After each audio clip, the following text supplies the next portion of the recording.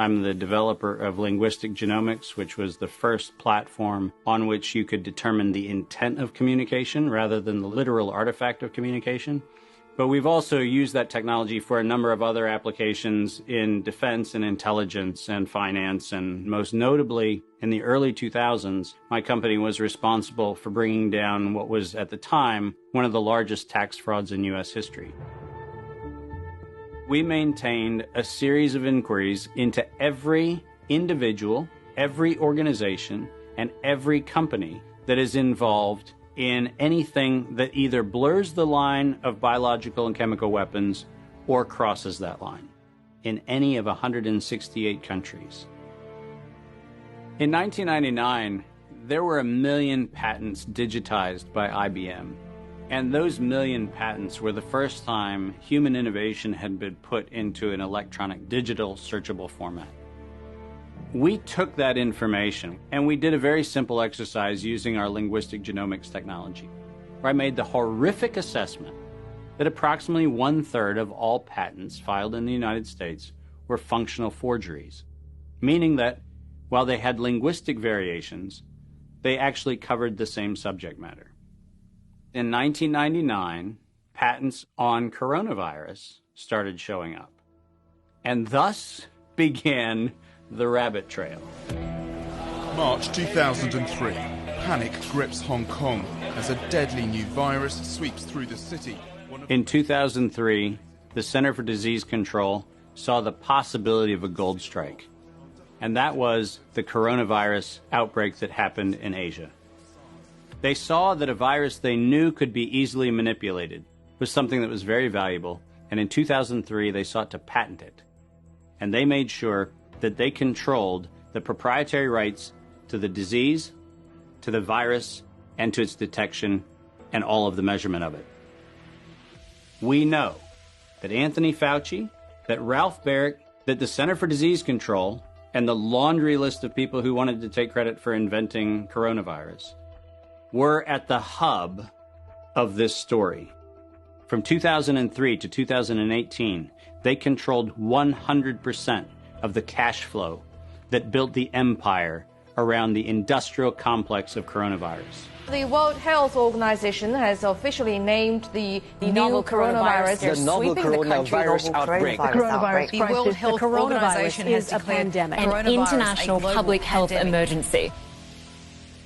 While we know that the coronavirus manipulation started with Dr. Ralph Baric in 1999. The major characteristics of SARS, MERS, and SARS coronavirus 2, it's a good way for you... Ralph Baric is the researcher at the University of North Carolina, Chapel Hill, who's famous for his chimeric coronavirus research.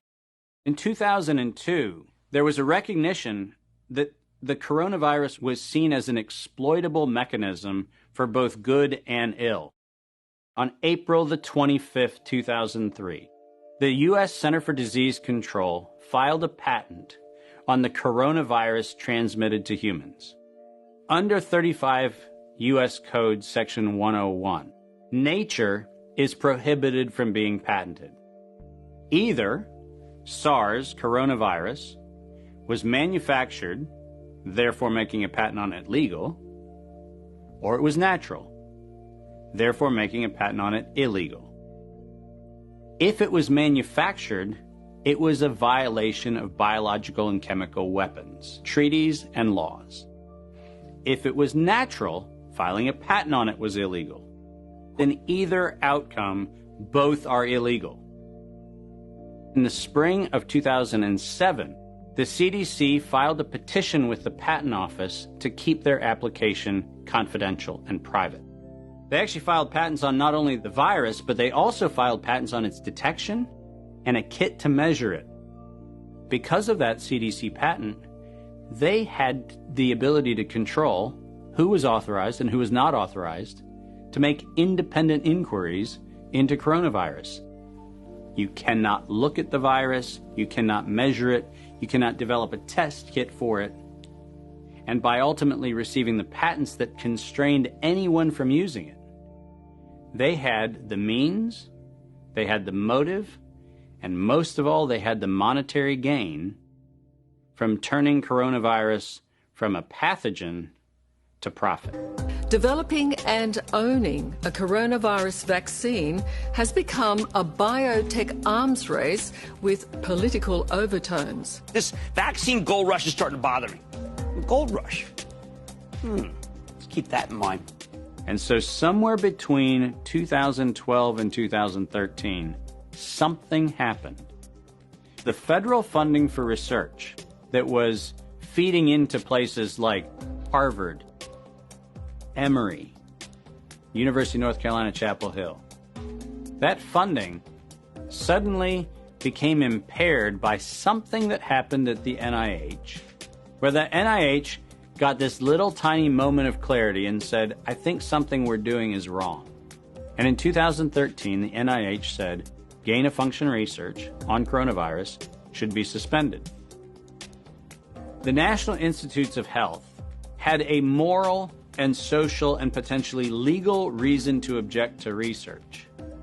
But the letters that were sent to the researchers essentially said, you are receiving notice that we're telling you to stop. And now on the bottom of the page, we're going to clarify what stop means. Keep going. But when the heat gets hot in 2014 and 15, what do? You offshore the research. You fund the Wuhan Institute of Virology to do the stuff that sounds like it's getting a little edgy with respect to its morality and legality. But do you do it straight way? No. You run the money through a series of cover organizations to make it look like you're funding a U.S. operation, which then subcontracts with the Wuhan Institute of Virology. The U.S. could say, China did it. China could say, the U.S. did it. And the cool thing is, both of them are almost telling the truth.